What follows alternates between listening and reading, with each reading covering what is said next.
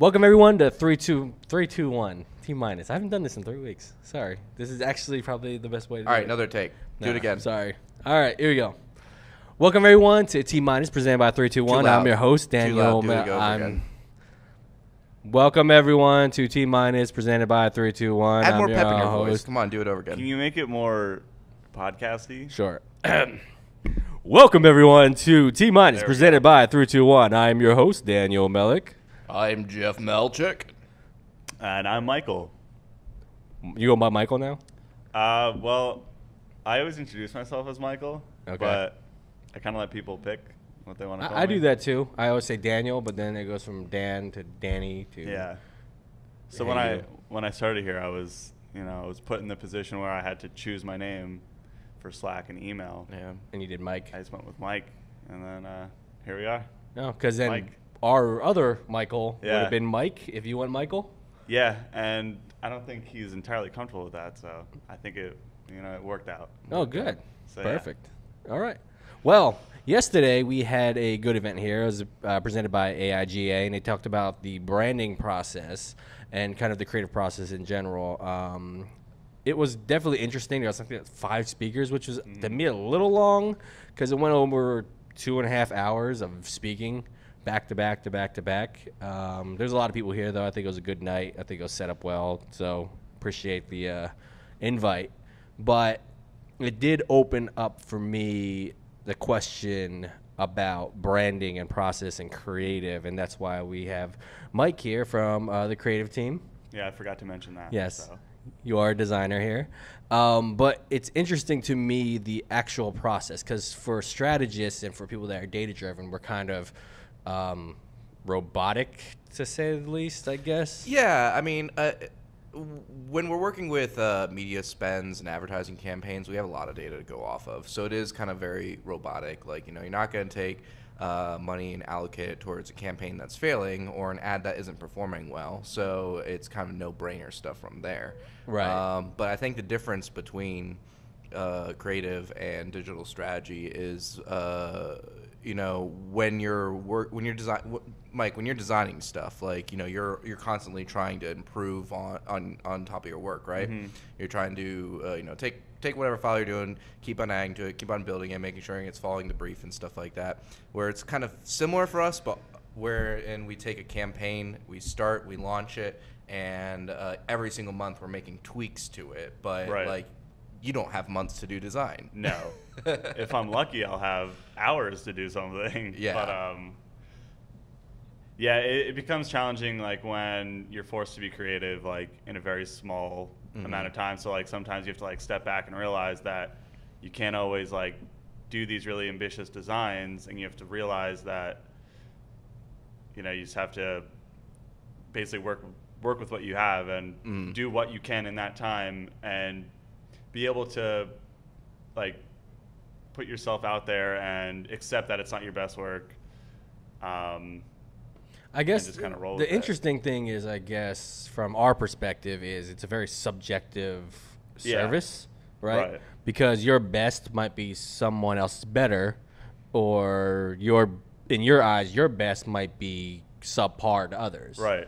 So it's interesting for us because we're very objective individuals, because we have to be. We're results driven, so it doesn't matter what it looks like as long as it works. Right. Right. So from your eyes, you're kind of on the beginning of the funnel when it comes to the creative side, is saying, I think this is going to work, and I think this looks great based on maybe past experience, maybe psychological evaluation of design, to say, from a UX standpoint or logo or whatever, understand circles, perceive these values or whatever it is. You still have kind of a very gray area in between it, where we can just say numbers equal this, which equals results. It's very finite versus... It is. It's subjective versus objective, I feel, and I think that's the marriage of it. So for you, saying I have 4 hours to do this ad, obviously from a business side it makes sense, because you get charged per hour and your service is per hour. But from a creative standpoint, isn't it a little more difficult to gauge? Because one, it's subjective, and two, it's you're against the clock for creativity. Right. But I also kind of feel like sometimes it's a double-edged sword. I feel like sometimes it ends up helping you because Right. you don't really have time to experiment, so you kind of just do whatever, like the first thing that comes to mind, and like sometimes it's like freaking awesome, and then sometimes it's obviously shit. Right. But I don't know, I like the challenge of being able to be creative that fast, and I've gotten pretty used to the idea that not everything I make is going to be my best work. Like you can't constantly expect to constantly be growing. Right. Like obviously you should always be growing, but like you're not going to grow from like every single thing you do. Like you just, Yeah. it's just not really, it's not possible really. Yes, a lot of the times when you take on a project, you either approach it from a certain angle, or you make a mistake, or someone else makes a mistake that affects you, and it's like, okay, so what lesson can I take from this and grow? And then a lot of the times the lesson is, Yeah, exactly. Yeah. it's another full sheet 4-color Right, thing, right. Right. Like cookie cutter. And I think this is where I think like strategy and creativity kind of go hand in hand in the same parallel. Is I think great strategists and great creatives can achieve their better results when they're put in a box. Mm-hmm. Because if you give too much reign, right? Yeah, absolutely. That you kind of might go way far off or far left or far right of whatever the target may Yeah. be. So for what? No, continue your thought. I'll go. Okay. Yeah. So for like strategy, if you're like, oh, the world's your oyster, you can do whatever you want, we might actually start not actually focusing on what we actually need to do. Right. And we might start veering off when it comes to strategy, or not really focusing on the goal and not have those restraints and being real strategic in that. I think for creative, I feel the best creatives are the ones that can work in those tight boxes. Mm-hmm. And say, having like a very strict like brand style guide forces you to be like even more creative, because right. you have to follow all these guidelines and you have to be creative within those guidelines. And obviously the more like involved the brand book is, like the harder it's going to be, but it's it's like it's what we signed up for. It's a puzzle. Yeah, exactly. Yeah. It's like trying True. to fit stuff around, like knowing that you can't make the text smaller than this size, or you need the text on white, but the image like doesn't offer that, or so you have to like change images, you have to do whatever. So as a designer, do you feel you work best under constraint or restraint, I guess, or rather having like logo and kind of look and feel and kind of build a new brand rather than focused on one specific already guided brand? You know what I mean? Like, where do you feel you work best, or designers in general work best? I feel like I work best on, I guess, clients that have semi-strict brand style guides. Mm-hmm. So, like, I think that's it's interesting to me because one is they're totally left and right when it comes to how someone has to think about things, right? If you give someone free reign or a lot more, like when it comes to building a whole new brand logo, right? Yeah. Startup comes to you, says this is kind of the idea have. They'll never like it if they let you. If they give you total creative freedom, they're never gonna like whatever you give them. Or it's more prone to a lot more feedback. I feel like they need to have some understanding of what they want. They need to understand like what they want before they, jump into like this whole process. Because, like if you just give someone total creative freedom, they're just gonna do exactly what they want to do, whatever like they would do exactly what it's subjective to them. Exactly. Rather. It kind of reminds me of the Aviato mural. Aviato mural, and was it season 1 or 2 of Silicon Valley? They have you seen that? Yeah. So they get the street artist to paint a mural, and he's like, yeah, just whatever, just like Aviato, and it ends up being a very vulgar image that I don't know. I don't remember that. Yeah, it was pretty funny. But the whole idea of like, to that. it's like, yeah, we just want somebody to do our logo. We just want somebody to do this mural. We're not going to restrict you in any way, and then goes completely off base, But then you also can't get mad at them because you, like, that's what you asked for. Like, you asked for them to, like, do whatever they want. Yeah. Is it hard for you to strip away your bias towards your style sometimes? I honestly don't even feel like I have a style Really? to say. Like, I don't know. I like things that I like, and I don't know. Like, I feel like if you start looking at your own personal logos and like how you shoot film and I think I video definitely and do graphic. have a style, but it's not Yeah. something that I can necessarily pick up on. Right. And I've noticed that like with other designers, like if you like say you're scrolling through someone's Instagram feed and like you can kind of get like a feel for like what they like, how they like to make stuff, but I don't really. They might not pick up on it, but everyone else does. Mm-hmm. And I feel like Well, it's I hard. might It's have a hard to style. judge your own self, Yeah, right? like I don't know, because like I approach everything a little bit differently, and I always feel like each thing that I make is totally different from like anything I've ever done, although that might not be the case, and I don't really even know. Right. Okay. So, as a designer, either here or on another project or something like that, have you ever run into an issue where your own perfectionism or your own vision for the end goal of a project kind of impeded its productivity? Yeah, I feel like a lot of the times especially when I have like more time to do something, if I have like a whole week to work on, like one graphic or whatever, I'll have like a vision for it, and it never gets to where exactly I want it usually. Mm-hmm. So it's kind of hard like coping with putting out your work knowing that it's not what it looks like in your head. Yeah. And it can be a lot better, but you just can't really push it there. But then you also have to realize that if you have 20 more hours on something, like how different is it going to look to everyone else versus how different it actually is. So you spend 20 more hours on it and it's marginally different, but no one's ever going to notice that. Yeah. Like you're zooming into 400, 500% on something, and you're like fixing this one little detail that no one's ever going to see because it wasn't built to be viewed at 500%. So like that's kind of where you have to like realize that you're just kind of you're pushing pixels at that point. Like you're just wasting time. Well, yeah, it's true. Because my philosophy when I hear people say I'm a perfectionist, this is usually, it's not always the case, but I feel that most people that say they're a perfectionist is because they're insecure about their actual work being pushed to the public. Because there's no such thing as perfectionism in its truest form because it's subjective. Right. What's perfect to you is not perfect to somebody else, right? So by saying it, all you're saying is I don't want other people to judge what I feel is perfectionism because of the insecurity of your own work.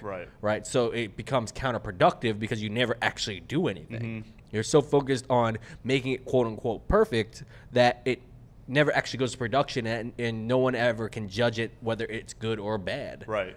Getting that last like 5% of like the completion takes 95% of the time. Really? That's how I see it, at least. Like when you're just sketching and stuff, like you're getting out all these ideas really fast. Like obviously it's a sketch, it's really crude, so it's like it's far from perfect. But like getting your work to in your eyes 100%, I feel the last 5% of that is 90% of the time, or 95% the fine-tuning of the time. of it. Exactly. Right. Okay. That it's interesting that you say that because I think there has to be some type of sweet spot in between, because I hear always designers say I don't have enough time to achieve whatever I want to achieve, or the design would have been better if I had more time. But then it's also the other hand where it's like if I have too much time, now I'm just spinning wheels. Right. Yeah. So, when I say, well, I don't believe in true perfectionism when it comes to especially advertising, they're like, well, it has to, go through quality control and, quality assurance and make sure it fits. I'm like, that's different than sitting there and nitpicking, right? Like, I understand, you want to make sure that, the leading is, on fonts and all those things make sense and are even, and the alignment is centered or, left aligned or whatever it is. Like, those things are standard, sure. But when you start nitpicking because of a subjective feeling that you have, that's when I feel it becomes really counterproductive. Right. But there is that fine line as well to say, am I just sitting here looking at this to pick apart my own stuff and I'm not pushing it out? Or do I literally have not enough time to give out quality work? Like, per project, per campaign, per tactic. I think it all varies. So how difficult is it to actually estimate the creative process? That's why I think we have Carmen, because he's like he's got a very good sense of how long things take, and like sometimes he'll come to me and be like, oh, you have 6 hours to do this one thing, and I'm like, oh, 6 hours, that's it. And then, or sometimes like 6 hours, it's like plenty of time, but like I feel like it usually always kind of lands on like whatever he quoted. Are you good at gauging yourself? I'm getting better, but I don't know. This is my first like agency job, so I mean I've been here for about a year and a half, I guess, a little bit less. I don't know where I was going. Are you seeing yourself like being able to gauge your own estimates though, when it comes to quality as that? Oh, yeah. So you're like, I know I don't have enough time to give you quality work, or I know that's way too much time that I need to do quality work. I think I kind of enter the project with that mindset of knowing that I'm not going to be able to, knowing that I won't have enough time to make something as good as I want it to, and that kind of helps with like getting over putting it out and knowing that it's not perfect. Right. Yeah. So if 4 hours to do a video, like that's not enough time at all. Like, so I know that it's not going to be like my best work, but I can still make it good because I have done it like countless times. Right. And I don't know, it's kind of weird because I know I can make that video a lot better and I know how much time it would take, but how much better is it actually? How much, like, if I got 4 extra hours, what's how measured much, by how that? Much, exactly. Right. In my eyes, yeah, it's better, but like in the client's eyes, like, oh, 4 hours to do those sweet transitions that no one's really gonna pay attention to. Like, you spend 4 hours on 2 seconds. Yeah. Of footage, and it looks awesome to you because you know how much time you put into it, and no one else does. And it's they see it and that's it. Yeah. They view it once and then it's over for them. I can kind of relate. Recently, one of my friends is really eager to get on The Bachelor, and so what? Yeah. So right. like here's how it went down was like they asked me, it's like, Jeff, do you know how to edit videos? And I'm like, well, yeah, sure, a monkey can edit a video, like not well, obviously, but it's like open iMovie, open Windows Movie Maker, just like take the clips, cut them, throw them in there, and whatnot. And they're like, great, so you can edit my Bachelor audition video. God. And it's like, oh Jesus, what did I get myself into? So I spent about 4 hours editing it down from probably about 15 minutes of clips to about 5 minutes. And like to your point, like I probably could have spent another 4 hours getting like all those fine details down of like the precise second to clip, or millisecond, or doing transitions, or there's like a lot of instances where I really wanted to use B-roll over audio, but didn't really have the time. But like to me, the amateur, they'd taken 4 hours to do that, and it's like I easily could have spent 4 more hours, and it would have been like nobody would have noticed. 5% better. Nobody would have noticed, and so it's I guess the finer question is, does he have a chance? Is it she? Does she have a chance? I made her look very cute. Oh, good. And she was cute already. All right. But my editing helped. Okay. She liked to say, I'm super excited about that a lot. I cut that shit out. More than twice, it's over. No, yeah, I cut it down to once. There was probably about 6. I'm really excited about that. It's in the video. So when it comes to the creative process, or your own creative process, I guess, for me, external things or external activities kind of help build what you do on a day-to-day at your job, right? So you have a lot of external projects, I'm guessing, when it comes to the creative, right? Yeah, mostly. Do you feel that you get more inspiration there, or to kind of hone into here? Because here it can get a little mundane when it comes to work, right? But to always get your creative, I don't want to use creative juices, but because it sounds cheesy, but you know what I mean? Like creative juices always sound dirty to I me. know, that's what I'm saying. So I don't know why people say it. To SEO juices is worse. SEO. Oh, Yeah, SEO juice is horrible. No, I hate mean, when but people I say feel that. like feel like John says that intentionally I to make it cringeworthy. Oh, he does, of course. But then other people use it because he says it, and it sounds even worse because he doesn't mean it, hopefully. Irony, people, look it up. Yes. But you feel that inspiration actually kind of levels out sometimes because working on, healthcare systems design is not always going to be inspirational. Yeah. Because it's hard to add true quality and perfectionism, quote unquote, into something that becomes a little mundane. You know what I mean? Like you work on the same stuff over and over again, it's difficult to be inspired by it. Right. I will admit that I do have like a bias towards like certain clients or like certain projects. Right. Just because like I know I can make something cool versus knowing that I just kind of have to, go along with like what they want because like I know what they want and they'll be happy with it, but it's not necessarily like something that I'm happy with. So I guess would it help you? And I think there's always a disconnect to agencies that if we told you how well your design did or didn't do. I mean, I'd like to know because it would make me want to improve. Mm-hmm. If like obviously there's always room for improvement. Right. So I think it would be cool to know like what did well and what didn't, and then try to figure out why it did well or didn't do well.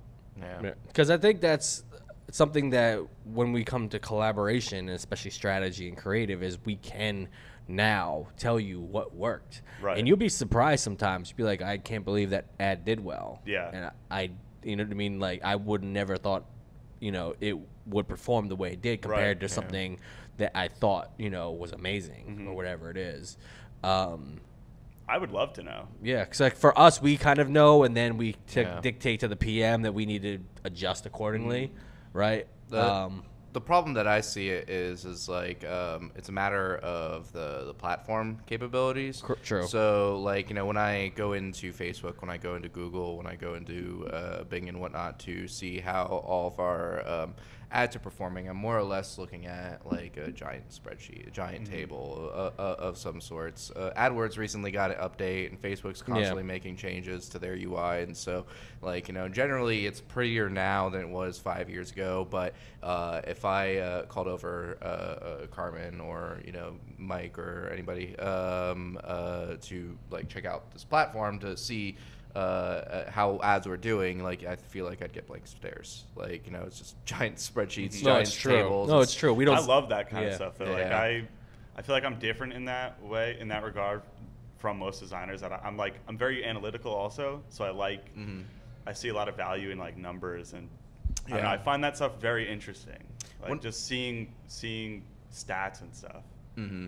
One of my dreams that I've always had working in this industry was the creation of some sort of like creative management platform that essentially like equalizes the designer's work and how they're implementing and uploading ads, and then how I'm managing those ads and the campaigns, and it would essentially be like a complete data transfer. So like when you're in there in your design, like let's say that like you instead of like uploading your design to Rike, you upload it to this platform, right? And then when you check it later, you can check like under your name, the client, the project, all the image files. It shows you all the performance. That's always been like a dream of mine. And dynamic content, I think, can help with that because then you can see what people are interested in and tailor your design towards whatever that interest is or wherever that CTA might say or look like. Like we can test a lot of different types of creative, and that's why I always say our job when it comes to digital strategy is to make the subjective objective, right? We take something that we really don't know what works or not, put it to the masses, and then let you know objectively this is what works. Right. We turn something that was subjective that you created into something that's objective now and say this is what worked and look at it. Right. And you might be like, that's god awful. I can't believe that worked. Or you'd be like, that makes sense to me because that's how I saw it. That's what also makes you like a good designer, though, is understanding why something works and being able to design that, knowing that like you might not think it looks cool, but if it's effective, that's good design. That's good design, exactly. Right. Like if it does what it's supposed to do, then it's good design. Correct. Like that's that's how I feel about furniture design. Is it aesthetically might look Right. amazing, but then you sit down on it, you're like, this is not meeting its function. Right. And I think that's why I love Elon Musk's like philosophy on function and design. That it's easy to do one or the other, but it's hard to do both. Right? Yeah. That you can make something really functional and really ugly, Yeah. easy. You can make something look gorgeous and not work. Yeah. Fantastic. But if you can do both, that's where like true creative I feel lives, is something that's fully functional and aesthetically pleasing at the same time. I feel like we already achieved that with the Enterprise D, though. Really? Yes. I'm totally lost. It's a beautiful ship. It's very functional. Star Wars? Star Star Trek. Trek. Star Trek? Sorry. Come on, man. Oh, God, If you're gonna be on this podcast, I'm gonna need you to. I'm gonna get roasted Yeah, in the you're Did about to not- get Did you not roasted. get the homework I sent you? I did not. Come on, man. You My said dog ate my Star hard Wars. drive. But yeah, I appreciate it, Mike, for coming on. You can come Absolutely. on anytime. Any other designers, if they're brave enough to, I guess. Yeah. So I like to know people's comments about it. Perfectionism versus productivity. Like, where do you see that medium? Any designers? Obviously, we'd love to have your input as well in your process. But till next time, we appreciate it.